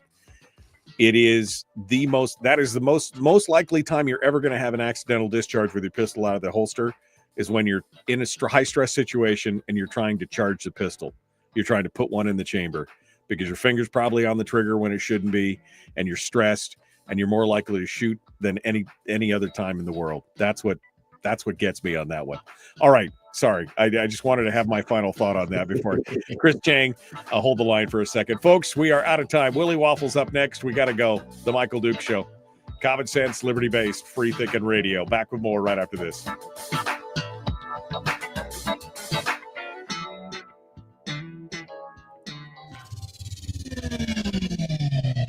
Now you're cooking with gas. The Michael Duke Show. Yeah, sorry about that. I mean, people are just trained so differently by television and movies and everything else. The hero pulls out his gun and then he racks. Yeah, I mean, and we're all products of our environment. And my parents' generation, or I guess I'll just say my dad specifically, he came from a world of, you should store your ammunition separately from your firearms, right? Now, well, look, like that can be quote unquote correct if you're not for guns that are not used for home defense. Right. But if we're talking about a primary home defense weapon, you should have the ammunition, you should have loaded magazines, like at minimum next to the gun. You should have a loaded weapon with one in the pipe and the safety on. Yeah, I agree. Ready to rock. That's what. So what was exciting about this conversation with my buddy yesterday, who's again a new shooter. He also was like, oh well, I'm going to be storing the ammunition and the magazine separate from the gun. And I said, no, I would not recommend that. But we had the whole conversation of, well, why? Why would you not want to do that? I said, look, like, okay, right. My parents, right, they live in a 2-story single family home, right? Master bedrooms on the top floor. If the gun's in the master bedroom, but the ammo is downstairs on the first floor in the garage, I had this conversation with my dad and decades ago. I'm like, so wait, so someone's broken into the house. So like the bad guy's already in the house, and like now we need to like open up the safe and then somehow make it downstairs, right, into the garage, like get ammo, load up, and then like re-enter the home. I was like, this doesn't sound like it makes any sense to me.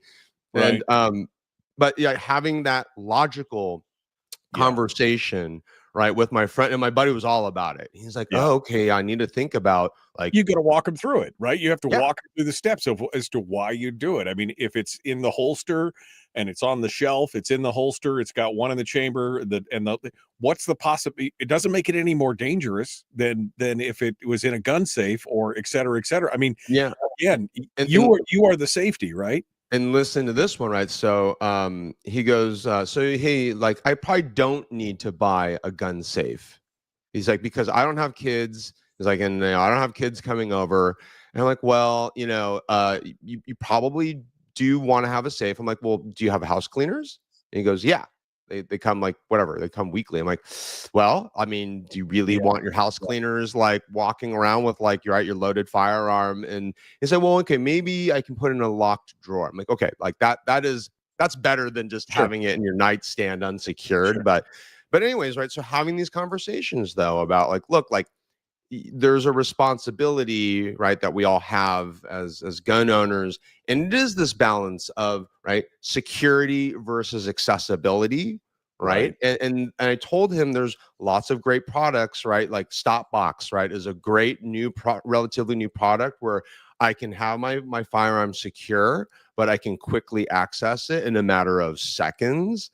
And you don't have to compromise safety or security and speed and accessibility, right? There's lots of products that go hand in hand. So it was very satisfying for me to be able to walk my buddy through all these considerations. I can see the excitement on your face, man. I can see how happy, and that's that's what we need to do more of. I think we need to have more of a bring your friend to the gun range day, invite people out.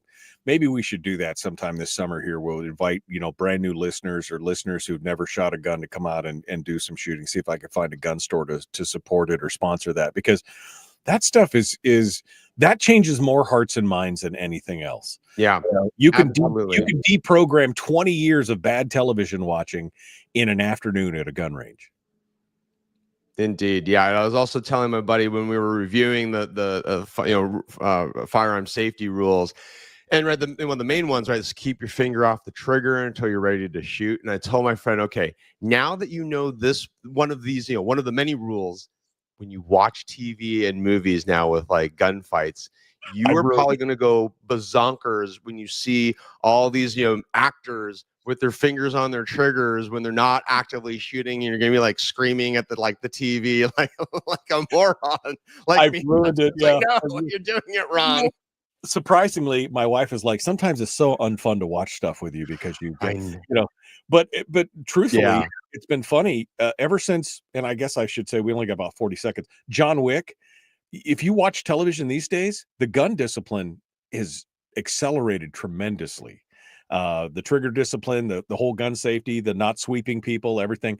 It's been really great. Anyway, dude, I love this. It was such a free form conversation this morning, and congratulations to indoctrinating another person into the cult of the gun. Thank you. Keep at a little bow. Keep at it. Keep proselytizing. Keep doing it. Anyway, Chris Cheng, it's good to talk with you, my friend. We'll chat with you again next month. Okay. Thanks as always for having me. Thanks as always. It's great to have you on. It's my pleasure. 100%. All right, folks, we got to jump back into this. We got more coming up. The Michael Duke Show. Willie Waffle's calling in right now. Phone's buzzing. We're ready to go. Common sense, liberty-based, free thinking radio.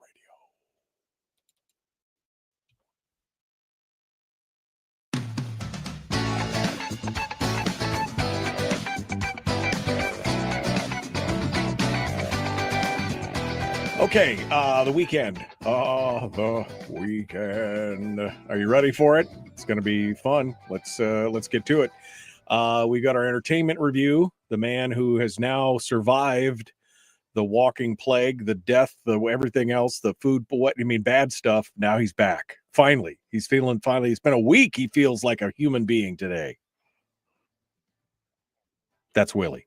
The rumors of my demise were exaggerated, but not by much. You felt like, because I really thought I was gonna die. I'm not gonna lie. I will honestly tell everybody who's listening right now, I got the worst food poisoning I have ever had, or anybody I know has ever had in my entire life. Yeah. I thought it was. Honest to God, first of all, I'm surprised I've ever eaten food again after all of that. Yeah. And I'm shocked I didn't end up in the hospital. Yeah. I was if I wasn't feeling so horrible, I might have gone. Right. But I didn't want to move. I just wanted to lay in bed. Willie's living on protein shakes for the rest of his life. I don't care what it is. That's right. Those granola bars seem pretty safe. Yeah, exactly. He's eating astronaut food out of a tube for the rest of his life. All right, well, let's get into it here. We got a lot of good stories coming up. Let's talk. My wife will be happy about this. Practical Magic 2. That was really a great movie. Sandra Bullock, Nicole Kidman. This was a great movie, but can it survive a 30-year hiatus is the question. Well, and I think that's the question for all of these things. I mean, pardon me. Practical Magic did okay when it came out. It first came out in 1998, but it wasn't like this massive smash, Avengers, Star Wars, Spider-Man kind of hit. But it had its audience, kind of a cult following, and and it turns out it starred Sandra Bullock and Nicole Kidman, who were both relatively name actresses in 1998. Right. But now they're Oscar winners. They're massive, blockbuster actresses. And so, hey, when we have a chance to do a sequel in America these days, baby, who cares about the tariffs? Let's do a sequel. And so, yes, there will be a sequel. Sandra Bullock and Nicole Kidman. Now, in the original, they were like sisters, and they were descendants of this long line of witches, and there was a curse on them that the men they fell in love with would like die, and they had to try to fight this off. And it turns out it's based on a book series. There's other books. So, they're bringing them back. They're going to have a new movie. I think they've already gotten the date. It's like September 18th, 2026. And we don't know which one of the books they're going to base this on, but it's happening. They're filming it like right now. Oh wow! And there's just they're moving forward, man. Okay, well we'll have to see.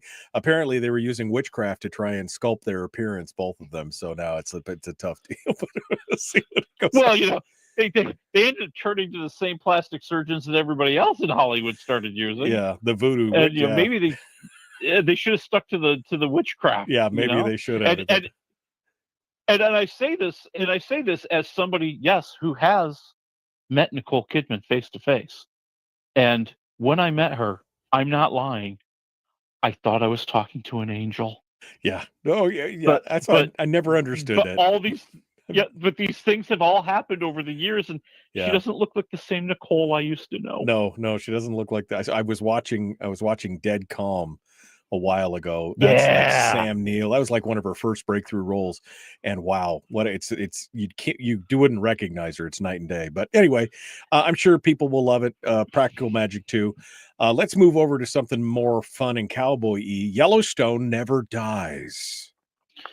Yeah, you thought they were done with Yellowstone? Oh, you thought they weren't going to come up with another idea to milk that franchise? No, sir. There's always another one. And CBS made their announcement this week. They announced all the shows that they're going to have in the 2025-2026 television season, and taking place on Sunday nights, starting in probably January or February of 2026, a 13-episode series called Why Marshals. And that's like why : Marshals, because it's the Yellowstone Marshals, right. Starring Luke Grimes from the show, right? The former Navy SEAL who now has joined an elite branch of the U.S. Marshals, bringing range justice to Montana. Okay, this would be fun. I do like his character, and I dig it, so that'll be fun. And I know they're doing more. I know that Beth and Rip they're getting their own thing on too, right? They got their own show. Yeah, that's been like the biggest discussion. Like I was actually thinking that was what they were going to announce, because there's been so much talk about them and doing that kind of spin-off, and now it's almost like I think they're going to fold them into the Michelle Pfeiffer Yellowstone spin-off that we're waiting for, that's going to be coming out soon too. So we'll see.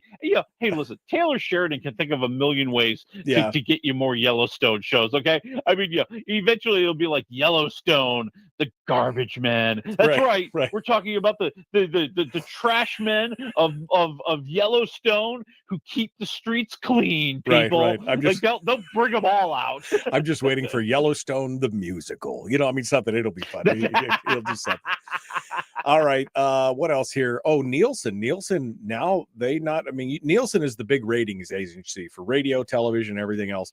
But the streams have always kind of thrown them off. Well, now they got some new stuff. Tell me what's going on.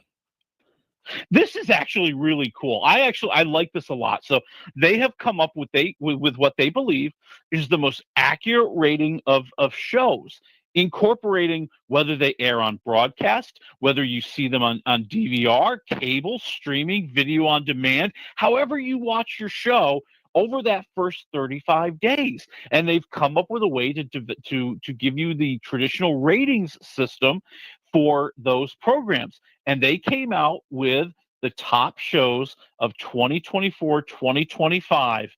And it is a really cool list. Okay. And should I start? Where should I start? Well, I'll throw out a couple surprises. Okay. Landman, which was on Paramount Plus, right, had 15 million viewers, came in at number 10. Wow, that's pretty, because it hasn't been out that long, but another Taylor Sheridan joint definitely got some following there. Yep. Then you had at number 5, Matlock with Kathy Bates on CBS. Really? Was the number 5 show. Yeah, at 16.1 million people. And remember, this isn't just your over the air, numbers like we've seen. This is, hey, maybe I watched it on Paramount Plus a few days later.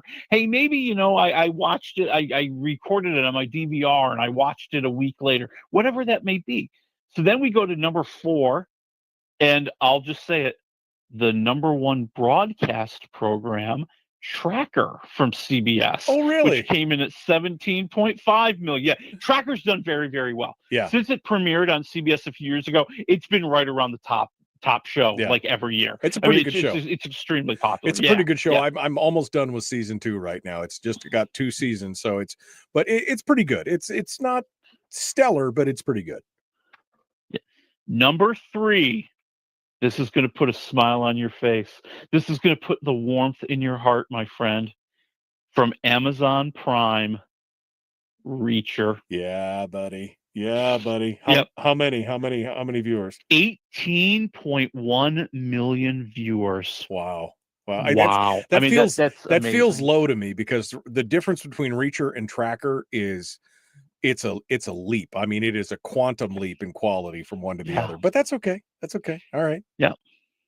We had number 2, Adolescence from Netflix, which just premiered a few months ago, came in at number 2 with 19 million viewers, which was very impressive. I mean, for essentially a British television series. Yeah. In a short series. I mean, it was only, gosh, I want to say 6 episodes. Yeah.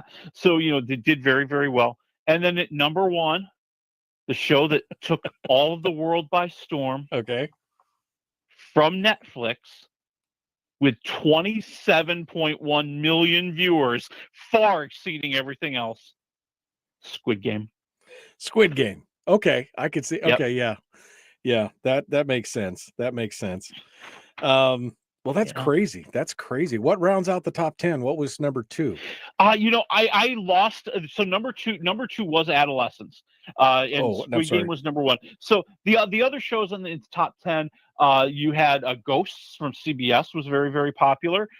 You had also it's a new ABC show about this really smart person who helps solve crimes, and I'm blanking on the title, but that was on there for them. They really kind of had then other things. I forget what the other ones were, but it was a really good mix of like streaming and broadcast programs.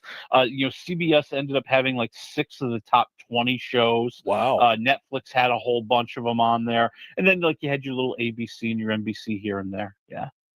Right, well, we'll have to keep an eye out for that to see. Maybe I can pluck some gems out of there that I haven't watched yet. So we'll keep an eye out on that. And is that available now for the public, or what? Oh yeah, you can find this. This is out there. This is everything that you can get. Streaming. I mean, let's face it. Everything that was on broadcast, you can stream now. I mean, anything that was on NBC, you can watch it on Peacock. Anything that was on, on CBS, you can watch it on Paramount Plus, and then Amazon, Netflix. Their stuff lives forever, pretty much. Okay. So yeah. You can find that. That story's been kicking around a little bit over the past few days. So, okay, well, let's move over to the streams and the movies. We've got Shadow Force in theaters, Fight or Flight in theaters, and then the new Star Wars Tales of the Underworld, which is, Where do you want to start? let's get some stuff out of the way. Hey Shadow Force, how you doing? Hey, Shadow Force, yeah. How do I put this nicely? A lot of your studios and your streaming companies knew that there was going to be this big juggernaut called Thunderbolts that came out last week, and they don't want to get in the way of it. And Shadow Force is one of those type of releases, right? It's Kerry Washington and Omar Sy. They play these like former Special Forces members for hire, and they were in this like elite, Special Forces unit, but they went on the run because they broke the primary rule. They fell in love. Oh, no. Uh-oh. And now they're on the run trying to save themselves and protect. Oh, hold on a second, Willie. I mashed my butt. Oh, hold on. Plot that you would expect. Sorry about that. I accidentally mashed the button and killed you there for a second. But yeah, so Okay. I mean, I read the synopsis of this, and I'm like, okay, so first of all, suspension of disbelief. Kerry Washington's a very good actress, but she weighs like 98 pounds soaking wet. You're telling me that she is a Special Forces guru or something? I mean, I know it's a movie and everything, but at some point I'm like, okay, come on. Gina Carano, I could believe Gina Carano is a Special Forces, but Kerry Washington, I mean, again, she doesn't even weigh a buck, I bet, soaking wet. So it's one of those things. But give me the rundown here. She looks like a pretty big bad mama holding that machine gun, man. I'm not going to lie. And that's what this is.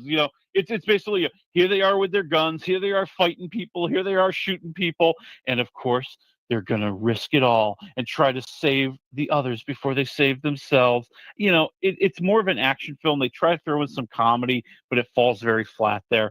I'm at 1.5 waffles. Nobody cares about Shadow Force. Nobody cares. All right, then where do we go from here? Then we go to I'm gonna go Fight or Flight, which is in theaters. And because it's part of Josh Hartnett's little comeback. And it is a complete and total ripoff of Bullet Train and every other movie like it. Why, just listen to the plot. He's a mercenary. He has to fly on a plane from Bangkok to San Francisco to capture and possibly kill a high-value target, a hacker. But on the plane are also a whole bunch of assassins that want to kill both of them. So you know what's going to happen. He's going to have fight scenes in the aisles. He's going to beat somebody up in the bathroom. They're going to go up into the bar area. There's going to be some booties getting kicked up there.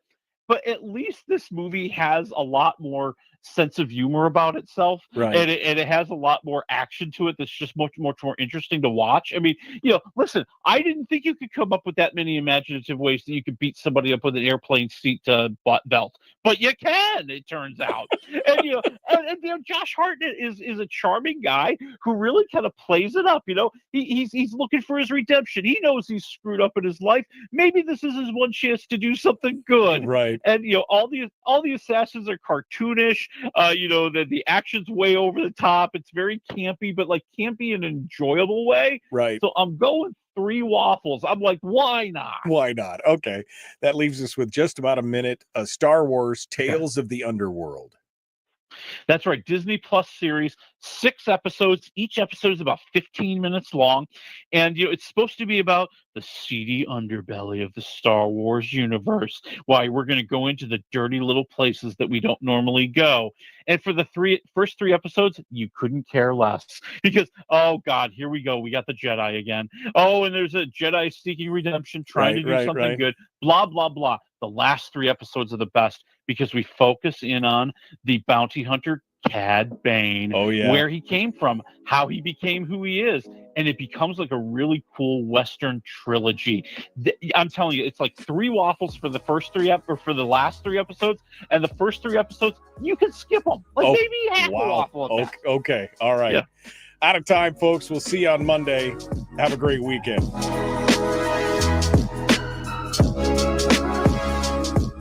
Now, I feel like I'm getting my nerd on here, but we all know I'm a nerd, right? So the Cad Bane storyline in Star Wars, he's a fascinating character, and he is just so cool. He showed up in the Clone Wars. He showed up in Mandalorian now. I mean, he's both the animated and the live action.